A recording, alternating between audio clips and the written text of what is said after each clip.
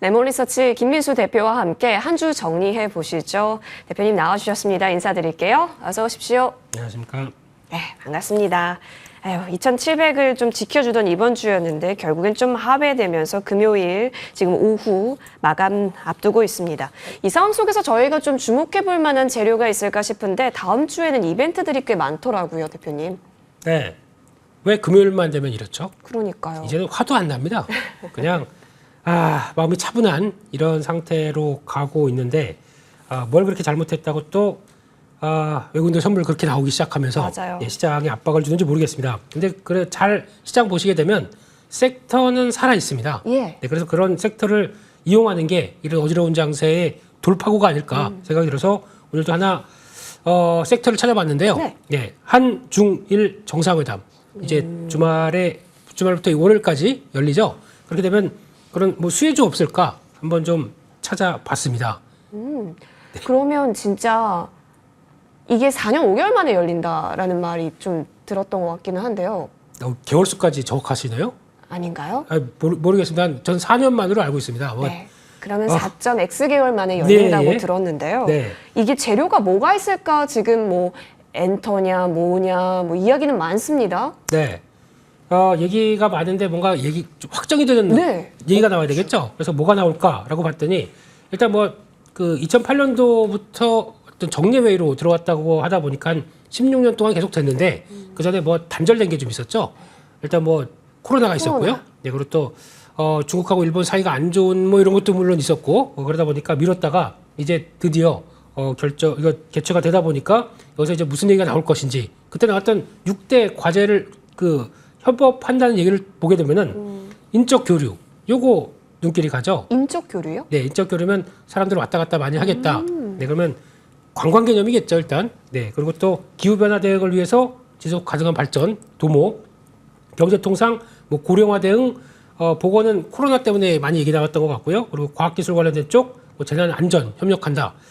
딱히 뭘 할 건 없지만 여기서 나와서 그래도 돈독하게 나오면서 어떤 그래도 모였으면은 선언 같은 거 할 거 아닙니까? 그런 선언적인 얘기가 나왔을 때 시장 반응들을 봐야 될 것 같고 거기다가 또 기업 서밋까지 있습니다. 여기서 무슨 얘기 나오는지 27일까지 좀 봐야 될 것 같습니다. 그러면 진짜 월요일 시장에서 좀 새로운 재료로서 부상할 수 있는 가능성 우리 한번 점쳐볼 수 있겠는데요. 아까 말씀해 주신 거 보니까 인적 교류라는 그 포인트가 좀 눈에 띕니다. 네. 그렇다면 뭐 여행, 카지노 이런 쪽에서 우리가 수혜 볼 수 있을까라는 생각은 드는데 네. 구체적으로 어떻게 좀 섹터 이야기 나눠볼 수 있을까요? 근데 그게 거기가 이제 가장 중점적이겠죠. 게다가 또 이제 성숙이 됐고 그럼 이제 왔다 갔다 교류한다라고 하게 되면 어떤 소비재와 관련된 쪽들에 대한 변화가 좀 나오지 않겠느냐라는 쪽에서 그 부분 체크해야 될 것 같고요. 그러면 음식료부터 화장품까지 또 엔터까지 이런 쪽들은 일단 그 기대가 부응하는 정도의 얘기가 나오게 되면 시장에서 반응을 할 것이다라고 보면서 그래서 오늘도 좀 움직임이 나오기 시작하죠. 예. 이런 것들의 연장선상이 되는지 좀 봐야 될 것 같고요.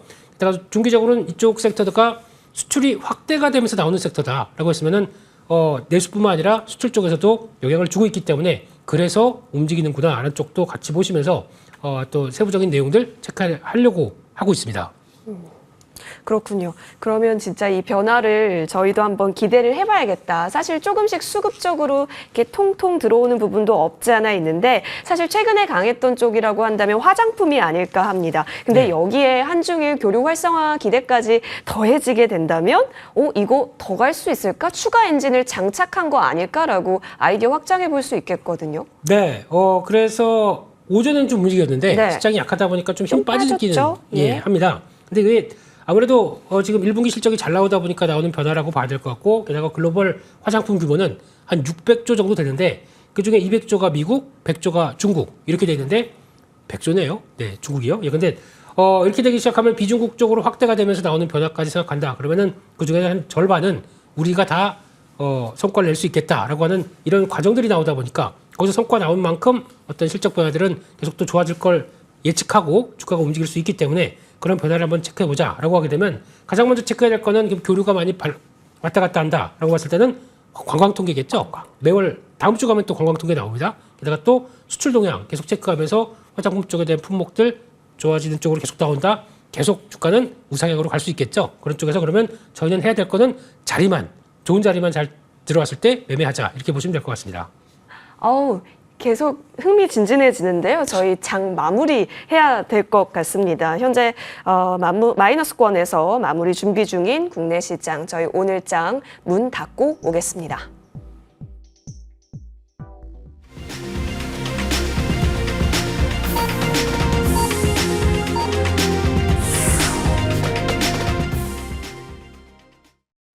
네, 여러분 오늘도 고생 많이 하셨습니다. 특히 오늘 같은 경우는 아침부터 노이즈 뉴스와 함께 하셨기 때문에 지수가 상방이 좀 제한됐던 플레이도 많이 보였습니다. 결국에는 장 초반부터 코스피는 2700 아래에서 스타트를 끊어서 회복하는 움직임보다는 오히려 더 하락을 금치 못하는 장면 속에서 마무리가 됐습니다. 오늘 지수 움직임 확인하겠습니다. 코스피 종합지수는 1.23% 내려간 모습으로 2680선에서 거래 마쳤습니다. 오늘 코스닥 같은 경우에 있어서도 흐름은 오전장에서 낙폭을 만회하려는 시도가 있었지만 다시 수급 주체들의 매도 강화와 함께 840선 결국에는 깨지면서 오늘 종가 형성합니다. 사실 오늘 김민수 대표님께서도 말씀해 주셨지만 장 초반부터 외국인이 대량으로 선물부터 그리고 현물까지 매도 공세가 좀 심했었는데요. 수급 움직임 확인하시면 양 매도 확인되고 있습니다. 외국인이 3,500억 가량을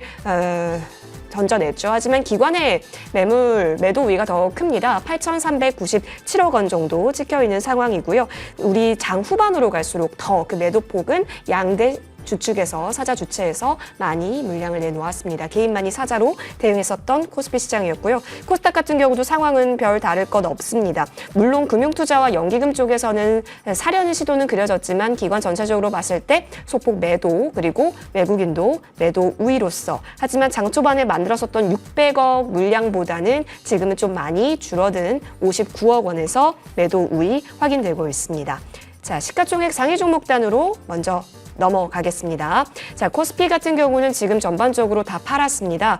지금 제가 보고 있는 화면상에서는 22위권까지 다 파란불로 지금 그리워진 상황인데요. 삼성전자 75,900원에서 종가 형성하면서 어제까지가 77,000 라인대였는데 결국 붕괴됐습니다. SK하이닉스도 어제 종가가 20만 원이었는데요. 198,600원에서 종가 형성하고요. LG에너지솔루션은 오늘 신저가를 새롭게 썼습니다. 현대차도 한번 수급이 들어온 이후에 연 이틀 쉬어가는 흐름 그려지고 있고요. 기아 역시 약 보합권에서 그나마 그래도 선방해준 모습입니다. 이어서 코스닥 쪽으로 넘어가 보죠. 오늘 에코프로도 신저가를 달성하면서 94,000원에서 거래 마친 모습입니다. 그래도 코스닥 쪽에서는 지금 보시다시피 제약바이오단에서는 빨간불이 좀 그려오네요. 알테오젠이 4% 가깝게 플러스권, HLB도 4% 다시 한번 플러스를 만회합니다. 엔캠 2.63% 상승이고요. 3천당 제약 역시 강보합권 마무리 짓는 모습. 펄어비스도 오늘 강보합권 41,000원에서 거래 마치는 모습입니다. 자, 지금 보시다시피 오늘 코스피 쪽에서는 더 낙폭이 컸다라고 해도 과언은 아니었는데요. 이 속에서 달러원 환율 확인하겠습니다. 미국의 금리 인하 기대가 좀 다시 꺾이는 상황 속에서 여전히 견조한 미국 경제에 따른 강달러 기조 오늘 다시 한번 명확하게 확인이 됩니다. 1369원 50전에서 달러원 환율도 거래 마치는 모습까지 확인이 되고 있습니다. 이 속에서 저희는 다음 재료를 무엇으로 봐야 할까? 계속해서 이제 주식 섹터가 무엇일까에 대한 고민 속에서 실적이 찍히는 영역에서 계속된 이슈가 나올까 고민하시고 계셨을 텐데요. 그 이야기를 김민수 대표님과 함께하고 있었습니다. 금요일장이기 때문이다라고 하기에는 너무 지금 재료가 없어 보입니다, 대표님. 네. 미국은 그렇게 갔는데 그러니까요. 저희는 가지도 못하고 빠질 때는 같이 빠지고 못하겠네요. 짜증나서. 예, 이런 상황들이 계속 되다 보니까 시장에서는 또 갖다 붙이는 얘기로는 물론 금리나 기대감 소멸되다 보니까 그 딜레이된 만큼 매크로 지표들 다 올라가고 그럼 반대로 외국인들은 자금 빼내고 뭐 이런 과정들이 또 시장에서 벌어졌다라는 쪽에서 아니 그래도 그렇다고 하더라도 무슨 선물을 이렇게 많이 팝니까? 네, 조 단위가 넘죠. 예, 이렇게 나오는 거는 뭐 좀 뭔가 잘못돼도 잘못됐다라는 생각이 듭니다. 현물의 움직임이 아니라 선물 가지고 왔다 갔다 하는 이런 상황들. 게다가 가뜩이나 또 삼성전자에 대한 실망감이 겹치다 보니까 이것도 좀 애매해요. 예. 물론 잘했다고는 볼 수는 없겠지만 그래도 열심히 진행이 되고 있다고 하는데 기사 그렇게 내놓고 선물 매도하고 현물 좀 팔고 예, 그만하겠습니다. 이런 쪽에 대한 흐름들이 나오다 보니까 보건 쪽에서 많이 짜증이 나죠. 이런 쪽에서 일단 단기 상승차 추세가 좀 이탈이 됐다는 점, 이게 좀 가장 좀 부담스럽다고 봐야 될 것 같고요. 그러면 지금부터는 빠르게 어떤 중요한 지지권을 이탈한 만큼 그만큼 힘을 내서 전환시켜서 돌아갈 수 있겠느냐, 이게 가장 큰 관건이고요.